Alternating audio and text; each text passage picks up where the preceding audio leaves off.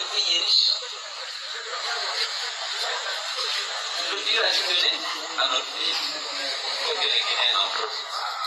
une opportunité de vous rencontrer et de vous dire que je suis toujours là, grâce à vous, grâce à vos prières, grâce à votre fidélité, grâce à votre loyauté. On va continuer, soyez sûrs qu'on va y arriver. C'est avec un immense plaisir que je me retrouve aujourd'hui ici parmi vous à l'occasion du renouvellement des organismes dirigeants de la Fédération du FDG de Côte d'Ivoire. J'ai essayé de vous le dire tout à l'heure,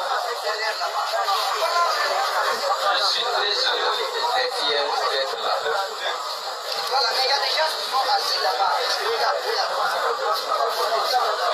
Beaucoup d'entre vous sont venus de très loin pour venir réitérer. Kerno Sadou Balde Taram. Bonsoir la famille, ça va les gens? Réitérer le rattachement. Mi hiwri kamaron partager live on. Merci beaucoup grand. Mi i message ma onane. De poursuivre à nos côtés le combat difficile mais exemplaire et noble que nous Yaya Diallo, bonsoir, ça va? Merci pour les cœurs. Majidi Telemele, tema ba mi anda stay don nande voix en moja ko commentaire ji l'enfala yo akita naw inno oui le volume est bon, le son est bon, l'enfala yo akita nan hito ango mi dar stay no yaltude moja ma simi buray wowulde moja hare non mede hiwri o moja no sakitane live mede on mi aro e joni e détail mede tori partager la live on hare Kerno Sadou Balde est ce que don nande voix on Yaya ba Majidi Telemele don nande voix on donc hare mede umpa l'enfant de Timbi Madina, merci beaucoup. En tout cas, nous avons validé aujourd'hui. Ah, ok. Ko joni minati ka page mada sellu l'enfant de ouais, ko joni minati ka page mada l'enfant de Timbi Madina mi yawno don mi post ma an kadi a jarama ida weltana moƴƴa wakkilare ma de ko Allah wala non wawata ma yobude wata décourage wata amu wata jabu kadi gente militaire on yewtudugol e wondo ton donc haray ko mobugol o hore mum moba ko wadata kon anda ko wadata kon kadi ko hunde moƴƴure haray non mede weltani ma ham moƴƴa suka mi andama mi yalima yeso ngon tigi tigi parce que dandi page ji wata wonde hara si tayda famade kono merci beaucoup bay on validi hande congrès on hande Côte d'Ivoire ton on weltana moƴƴa mi président Cellou Dalein yewtere nden kadi mi addanama nde ɗo mi e maɓɓe kadi min yewti ɓe addaniɗan ɗo ko feƴi kon donc haray noon mbeɗe tori yon sayi ɗon nande voix on ka commentaire ji accita noon lay ɗon nande comment indan yito an gonka commentaire ji la weltanima han suka wakkiliɗo ko ya wakkilo si Allah jaɓi la victoire est avec nous yettite. Nous sommes en train de mener contre l'injustice et l'arbitraire en Guinée. Et pour la promotion des valeurs que nous partageons, la démocratie, l'état de droit, le respect des droits humains et des libertés fondamentales. Je suis fier parce que depuis 17 ans, on est ensemble. Gentiteɗo noon alaggi Cellou président Cellou Dalein Diallo ɓe inni depuis 17 ans hiɓe wondi e jama o gentite mbiɗe tori on noon so tawi ɗon nande hito ngon ko commentaire accitanelan innon hiɗon nande hito an gonka commentaire ji mi jeeji on watan yawɗo par ce que wonde haray sonji ɗin haray no kuppi donc haray mbiɗe tori on yon partage anan andi noon lan way so tawi ɗon nande hito an gon ko nder commentaire ji donc haray ko ɗum mi wawata on mbeɗe habbi ɗon l'enfant de Timbi Madina le direct aussi sur la page de jeunesse IFD de Côte d'Ivoire ouais pour tous les événements. Ok, minati no ton nanen kadi mi yi ɗum non joni frère, merci beaucoup. Ama Sif Diallo, formidable, merci beaucoup. Inch'Allah la victoire finale c'est pour bientôt. Ok, folle romantique en Suède mendawn winda ɗo ok c'est pas grave, merci beaucoup grand. Ara noon gentite yewtere nde seeɗa mi poussa mi ala gentinde fundo par ce que hinde juuti seeɗa Souleymane Diallo oui merci ok Thailand faala ɗo iwragol on onon ɓe mi ati ɓen hiide ɗo mi accata hay goto koyon giɗoɓe am Amadou Bari Souleymane Yaya surtout l'enfant de Timbi Madina mbeɗe yiɗuma moƴƴa moƴƴa on fof moɗon Bari. Volume is nice brother, yes, okay, thank you very much, merci beaucoup Mustafa So Mamadou Moustapha So honorable merci beaucoup grand menditima grand merci ko ngoto mi aro yai détail fi mo onon kadi si Allah jabi à la fin du vidéo. Vous êtes des militants convaincus et donc désintéressés. On ne vous paye pas. Ok. On ne vous envoie pas le transport. Vous fermez vos boutiques. Ko ɗo noon mi faala yon yewto jentito ko ɗo noon mi faala yon jentito faamo moƴƴa militant et sympathisant de l'IFDG militant engagé militant et responsable non minata responsable minaytu les militants sympathisants de l'IFDG écoutez-moi attentivement ko nde yewtere ɗo ala gisel ɗo no mi faala yon jentito so jenti kede joni on faama révélation mo mi faala on yewtude waɗa hannde meɗe welti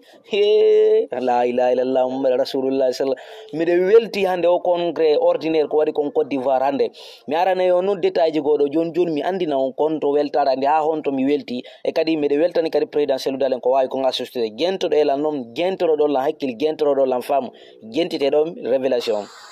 Vos petites gargotes pour venir ici parce qu'il s'agit de l'IFDG.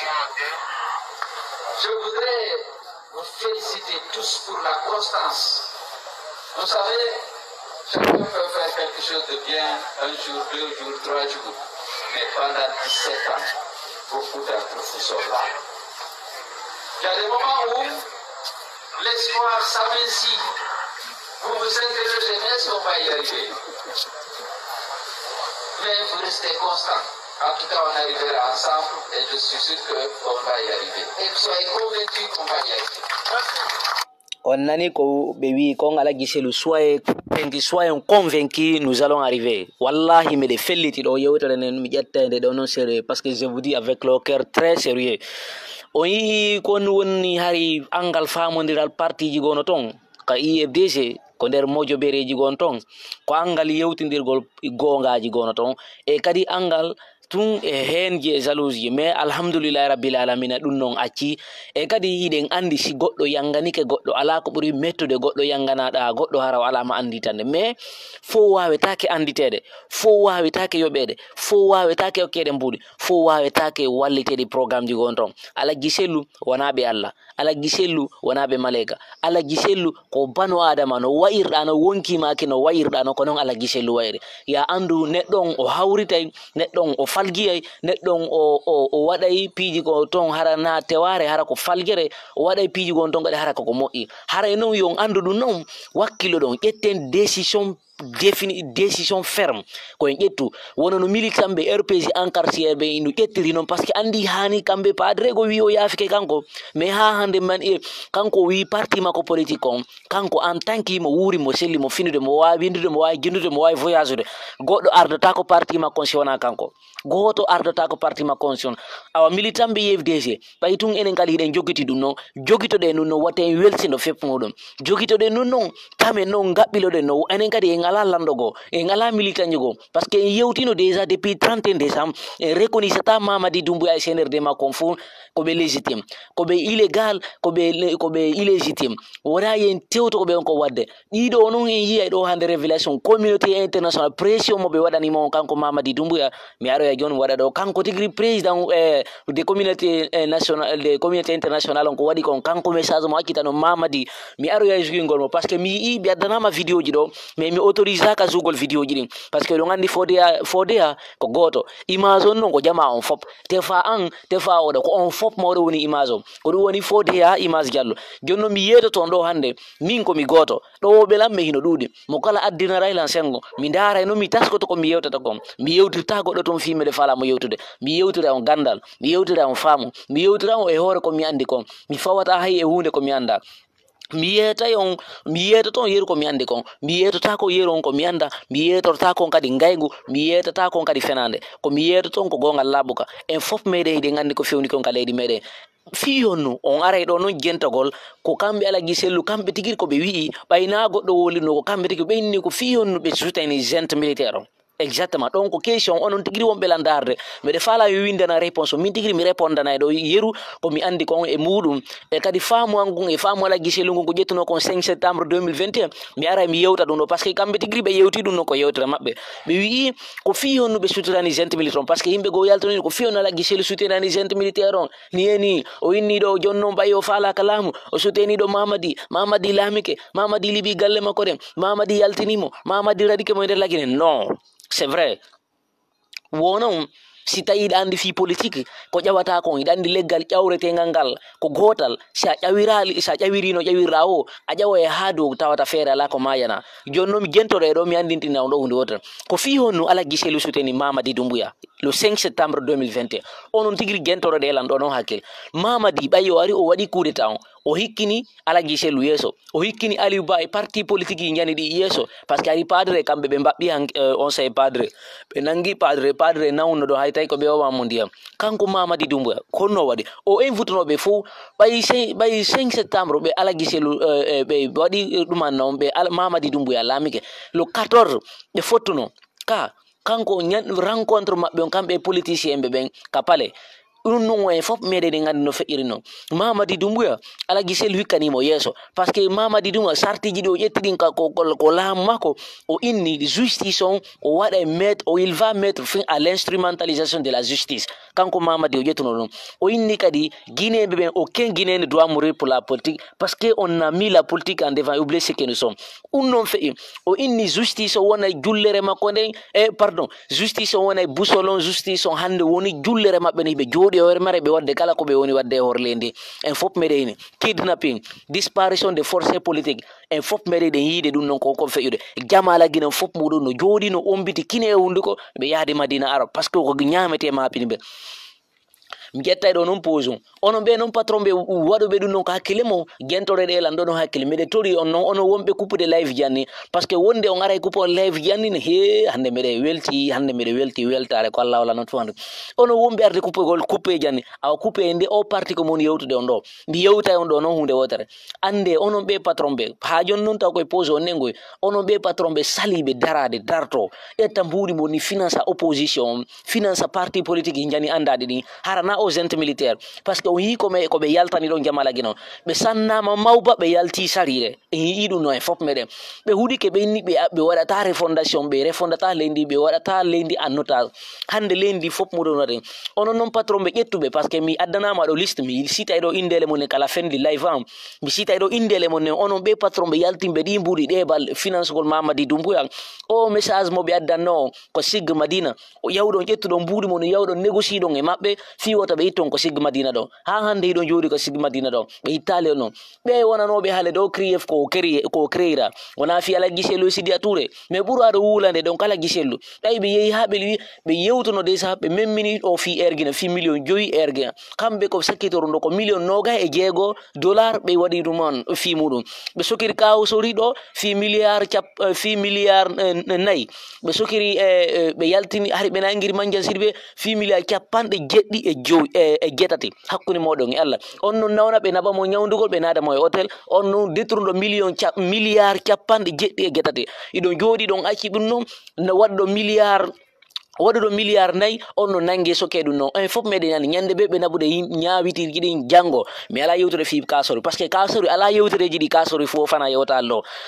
ala yewtereji ɗi kasori fo ko ɗum waɗi ɓay tumɓe nanguiɓe noon fi lawol maɓɓe bongo ngo on nanino Oustaz Abdallah mo mbiya ko yewti kon ɗo ha joni kadi ko hoore pose on ga ƴettude kadi fayin pose mi ƴetta ɗo noon konngol ngol Oustaz Abdallah mo mbiya gon ɓe wi ɓe torike Allah kala régime feƴƴiɗo régime hikkitiɗo on régime feƴƴiɗo ɗon yoɓe nangu ɓe wonnoɓe e on régime feƴƴiɗo ɗon ɓe ñaawa ɓe jawle maɓɓe ɗen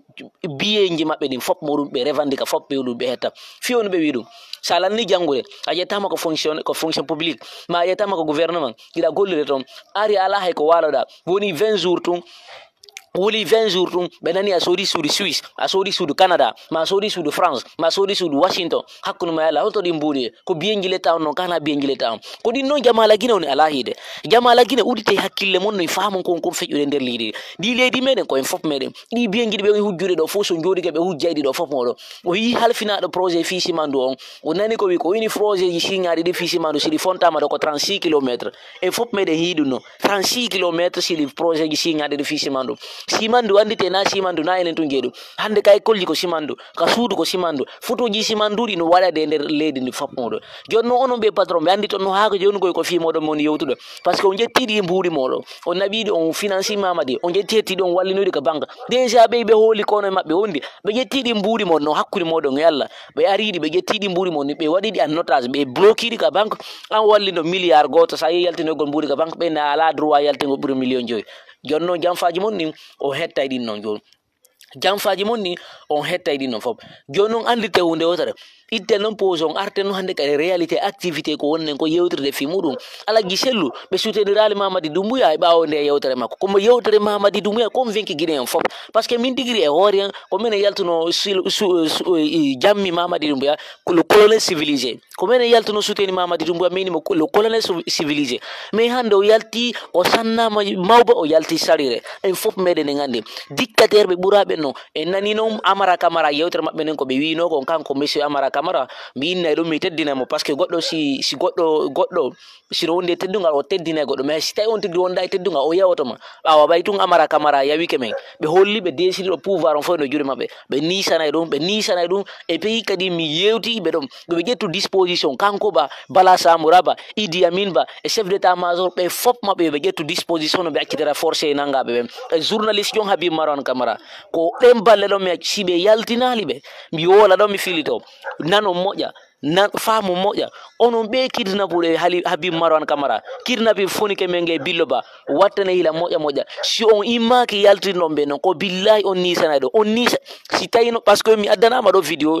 ko Sadiba Coulibaly warirano mi adana mon video jonno ido ngandi nebi ko Sadiba Coulibaly wara mi adana mon video no mi zuinta mon ni ha mi heba accès jozingo parce que mi bonnanta mi zointa video harabe jonna la accès joingo video problème wona na wendo kono mi découper mi wadi no duirano dambe la men kadi wata be hulu be bata problem wata be hulu few mi yeti ko ngono image be ben fop modo wata goto modo hula dangolam video kala mardo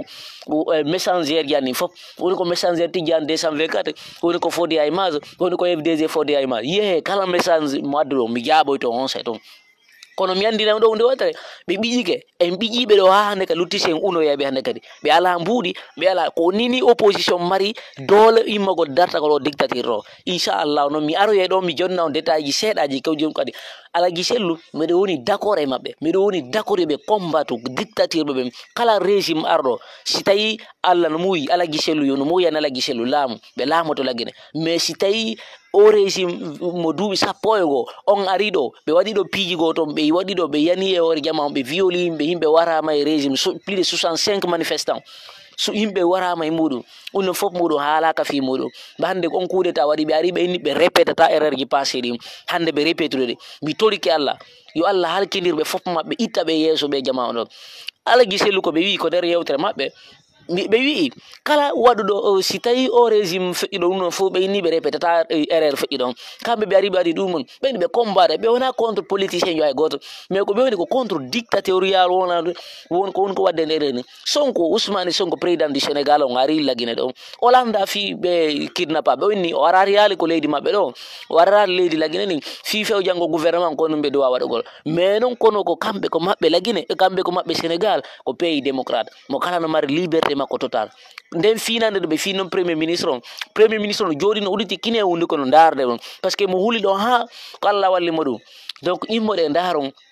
ko woni ko feƴƴude nder leydi ni charte de la transition andite ne be nini be refondude lendi ala hande ministère jol wonde ko ne gouvernement won mo ala suudu e nder Europe madon Amerique wattani hila dum no moƴƴam onon be non patron be sikku be don buudi mon ni on hettayde joodede do premier ministre ko woli kon ko fenande mi wola e don mi filito onon be patron be kadi wombe doginde joma de camion je wo joma di container wondi iwde Chine Dubai partout ara de lagine jore do be